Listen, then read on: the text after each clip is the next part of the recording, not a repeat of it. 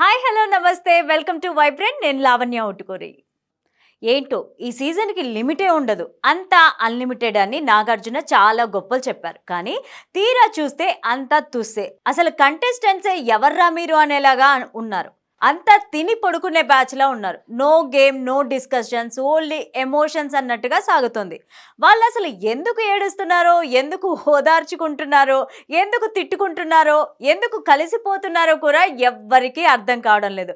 పోనీ big boss గాడైనా interesting game ఆడిస్తాడా అంటే అంత నూడిల్స్ మేకింగ్ లాగే 5-10 నిమిషాలే తుస్సుమనిపించి తుప్పాస్ గేమ్లన్నీ ఇస్తున్నాడు.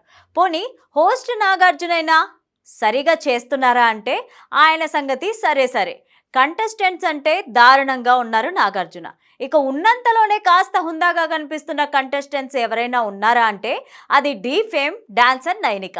వయసులో చిన్నదే అయినా కూడా మాట్లాడే విధానం కానీ, మెచ్యూరిటీలో కానీ మిగిలిన వాళ్ళకంటే కూడా తాను చాలా బెటర్ అనేట్లాగా వ్యవహరిస్తుంది.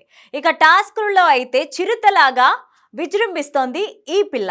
సరే, తొలి వారంలో చీఫ్గా బాధ్యతల్ని చేపట్టి ఎవరిని నొప్పించకుండా తన పని తాను చేసుకుంటూ పోయింది ఈ పొట్టిపిల్ల.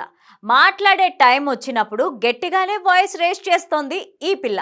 అయితే ఇక హౌస్లో కొరియోగ్రాఫర్ లేరు కాబట్టి తన డాన్సులతో ఆకట్టుకుంటోంది నైనిక.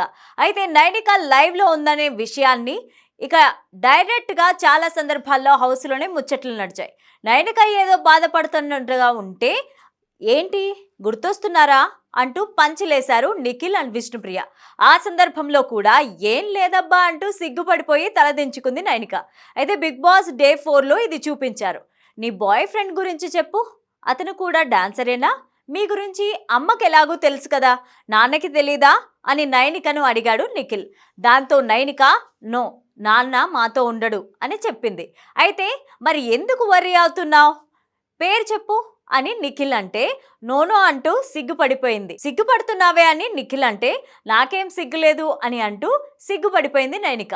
ఇంతలో సోనియా వచ్చి ఏంటి మ్యాటర్ చెప్పు చెప్పు, నీ 31 మ్యాటర్ అని అనడంతో నిఖిల్ ఏంటి 31 అని అడిగితే సేమ్ బర్త్డే అని మరింత సిగ్గుపడిపోయింది నైనిక.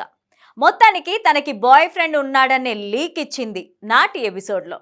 అయితే తన ప్రియుడి గురించి కానీ లవ్ మ్యాటర్ గురించి కానీ లీక్ చేయలేదు. ముందు ముందు ఇలాంటి మ్యాటర్కి సంబంధించిన టాస్కులు బిగ్ బాస్ ఇస్తుంటాడు కాబట్టి అప్పుడైనా బయట పెట్టే అవకాశం ఉందేమో చూడాలి. ప్రస్తుతానికైతే ఈ మ్యాటర్ని సీక్రెట్గానే ఉంచింది నైనిక. కానీ అలవాటులో పొరపాటుగా తన ప్రియుడి పేరుని లీక్ చేసేసింది. ఆమె అది కావాలని చెయ్యకపోయినా కూడా అలవాటులో పొరపాటులాగా అయిపోయినట్టే.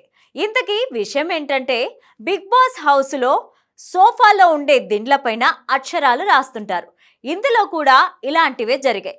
అయితే తమ లవర్ల పేర్లలో ఫస్ట్ లెటర్స్, తమ పేర్లలో ఫస్ట్ లెటర్స్ కలిపి రాస్తారు. అయితే నైనిక ఇలాగే చేసింది.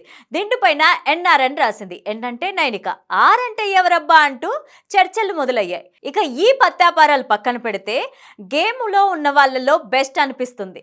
మిగిలిన వాళ్ళంతా ఫేక్ ఎమోషన్స్ చూపించకుండా, నోరేసుకొని పడిపోకుండా, అడ్డదిడ్డమైన వాదనల జోలికి పోకుండా హుందాగా ప్రవర్తిస్తూ టాప్ రేసులో వచ్చినట్టే కనిపిస్తోంది. For more updates please subscribe to vibrant.